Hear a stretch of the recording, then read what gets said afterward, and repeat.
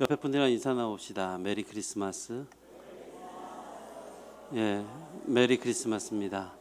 성탄절이 다 됐는데 여전히 어른들의 입에서는 이런 얘기가 나와요. 예전 같지 않아. 맞아요. 예전 같지 않아요.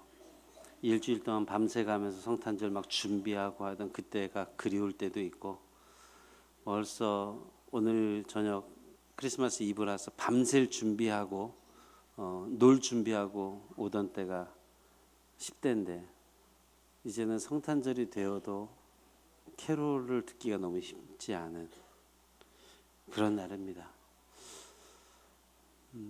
1, 2부 때는 제가 떠올랐던 말씀을 전했는데 이 시간에는 성탄절에 맞춰서 말씀을 간단히 전합니다. 예수님이 탄생하실 때 한 무리의 목자들이 있었습니다. 이 사람들은 사실 예수님이 탄생했는지 또는 동방박사들이 그 멀리 동방에서부터 언제부터 떠나서 별을 따라 왕을 경배하기 위해서 왔는지 관심이 없었어요. 아니, 관심이 없었을 뿐 아니라 어떤 일이 일어나는지도 그들은 알 수가 없었습니다. 단지 그 사람들은 광야 가운데서 양을 치고 있었습니다.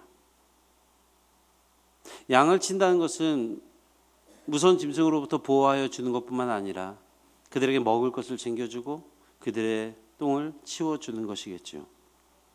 그들은 메시아에 대해서 들어는 봤을 겁니다. 하지만 기대하고 있지 않았고, 그들에게 예수가 어디서 태어났느냐, 아니 메시아가 어디서 나느냐라고 물어본다 손 칠지라도 그들은 도무지 알 수 없었을 것입니다. 그렇게 아무런 기대도 하지 아니하고 보통 때와 똑같이 들에서 밤에 양을 치던 목자들에게 설령 기쁜 소식이 있다 손 칠지라도 그들에게 그 밤중에 달려와서 소식을 전해줄 사람은 절대 없었기 때문에 그들은 말 그대로 무념무상 별 보면서 양 보면서 어두운 가운데 있었을 것입니다. 그러던 도중에 그들에게 눈앞에 생전 처음 보는 일이 일어났습니다. 그것은 천사가 나타난 것이죠. 갑자기 천사가 나타났습니다. 멀리서부터 다가오는 것도 겁나 죽겠는데 그게 아니라 옆에서 갑자기 불쑥 나타나 버린 겁니다. 성경에는 주의 영광이 그들을 두루 비췄다라고 기록되어 있지만 사실 목동들은 그 빛을 받았을 때 이게 영광의 빛인지 햇빛인지 또 아니면 다른 사람이 불꽃을 들었는지 도무지 알 수 없었고, 그런 일을 닥쳤을 때 보통 사람들이 느끼는 감정은 두려움입니다. 낯섦, 두려움. 천사가 나타났습니다. 두려워합니다. 참 이상하지요. 적어도 하나님을 믿는 사람들이라면 천사가 나타나면 경배도 할 줄 알아야 되고 기회다라고 생각해야 될 텐데 두려워합니다. 우리는 안 그럴 것 같습니까? 아니요. 예수님의 제자들도 예수님께서 무리를 걸어오실 때 밤중에 오는 걸 보고 저가 귀신인가 하더라 라고 말을 합니다. 뭡니까? 예수를 늘상 보았지만 그들이 상상하던 모습이 아니었기 때문에 놀랐던 겁니다. 천사들에 대한 이야기는 들었지만 자기 옆에 당장 나타나니 그것이 천사인지 귀신인지 알 수 없었던 겁니다. 오늘 어쩌면 우리 가운데 하나님이 함께하여 주신다라고 얘기를 하고 우리 안에도 계십니다. 이곳에서도 영광 받으실 분은 하나님이십니다 라고 말하지만 예배를 드릴 때 갑자기 여기서 예수님이 뻥 나타나면 어머나 할걸요? 그러지 않겠어요? 성가대가 있다가 막 칸타타를 하고 있는데 주님이 갑자기 위에서 이렇게 하고 내려와. 으아. 그러면 우리는 주님께 영광을 돌린다라고 말하고 주님께 찬양을 한다고 말하지만 정작 주님이 하나님이 나타나시면 제일 먼저 겁을 먹을 게 어쩌면 우리들이 아닌가 생각을 합니다. 이들의 두려움은 잘못된 게 아니라 당연한 것입니다. 누군가가 오늘 밤에 천사가 나타날 것이라고 미리 말을 해줬더라도 기겁할 일인데 전혀 예상하지 못했던 그들은 당연히 두려워했을 것입니다. 그러더니 말합니다. 무서워 말래. 그러면 그렇게 나타나지나 말든지. 무섭게 나타나더니 하는 말이 무서워하지 마라. 보라 내가 온 백성에게 미칠 큰 기쁨의 좋은 소식을 너희에게 전하노라. 오늘 다윗의 동네에 너희를 위하여 구주가 나셨으니 곧 그리스도 주시니라. 너희가 가서 강보에 쌓여 구유에 누워 있는 아이를 보리니 이것이 너희에게 표적이니라. 여러분 한번 생각해 보십시오. 여러분들이 목동입니다. 갑자기 천사가 나타났어요. 무서워 죽겠어. 근데 두려워하지 말라. 그러는 순간 갑자기 두려움이 없어집니까? 두려움이 없어지고 그 천사의 말이 내 마음을 막 울려요? 절대 그렇지 않아요. 천사가 말을 하는 도중에도 두려워가지고 어찌할 바 모를 겁니다. 정신이 없어요. 그 다음에 누가 태어났다, 이거는 들리는 거죠. 그 다음에 좀 이제 겁이 이제 좀 없어지고 두려움이 없어지고 그 말이 들려질 때쯤 그 말이 끝납니다. 그런데 또 놀랄 일이 벌어집니다. 처음엔 단수를 쓰였잖아요. 하나가 나타나가지고 천사가 예수의 탄생을 이야기합니다. 그때 나타날 때 놀랐는데 다음 구절에는 어떻게 나옵니까? 수많은 천사들, 그러니까 천군이라고 표현되어 있습니다. 천사의 무리가 나타났습니다. 처음엔 하나였는데 천사의 무리가 갑자기 빵 나타나더니 찬송을 하는 겁니다. 지극히 높은 곳에서는 하나님께 영광이요, 땅에서는 하나님이 기뻐하신 사람들 중에 평화로다. 여러분, 그 두려움 가운데 더 큰 두려움을 만나는데 그들이 하늘에는 영광, 땅에서는 평화를 갖다가 외칠 때 마음 가운데 영광이 느껴졌을까요? 평화가 느껴졌을까요? 설교를 준비하면서 절대 그렇지 않을 거라 생각합니다. 그들 가운데 두려움이 있었습니다.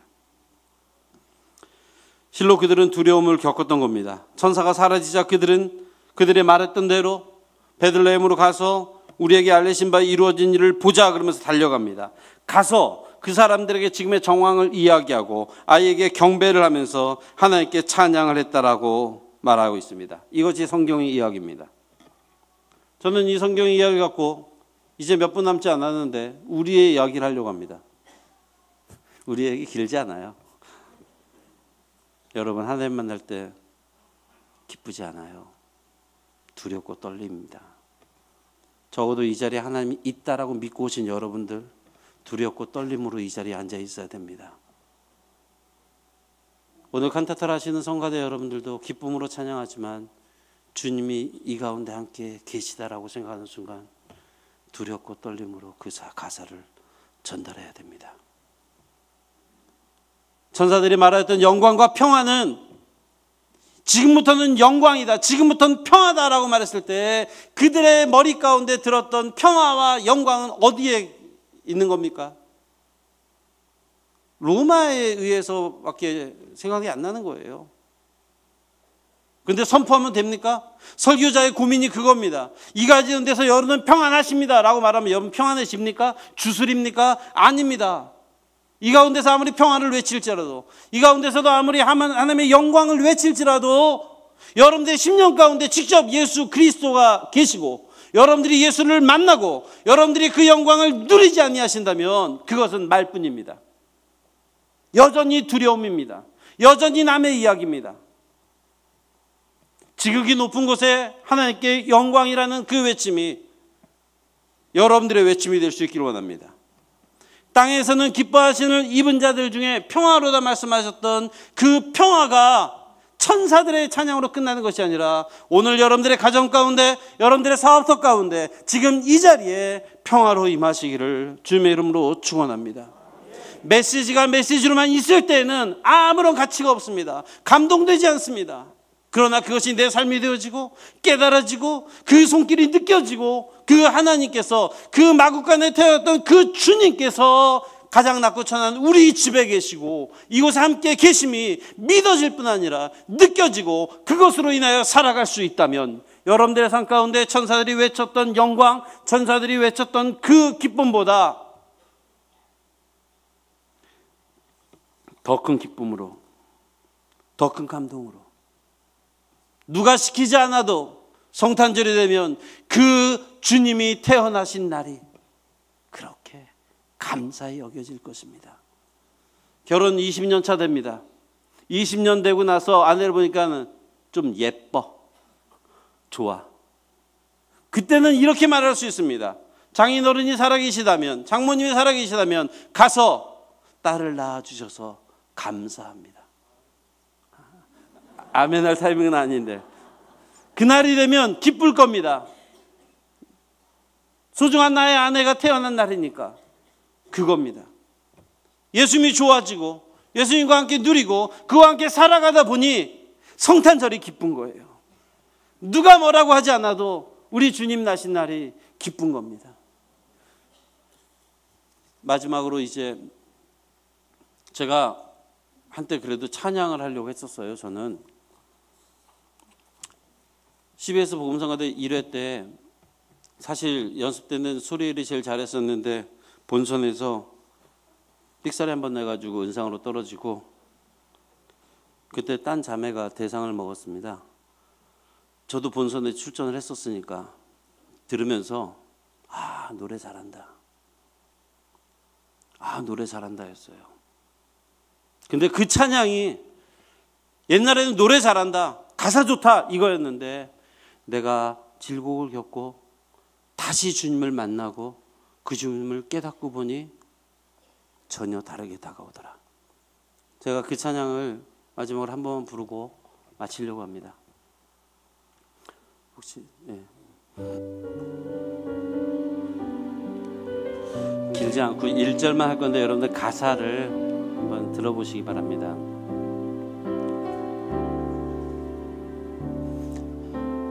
만일 나의 생에 주님이 없었다면 지금 내 모습이 이대로 남아 있을까?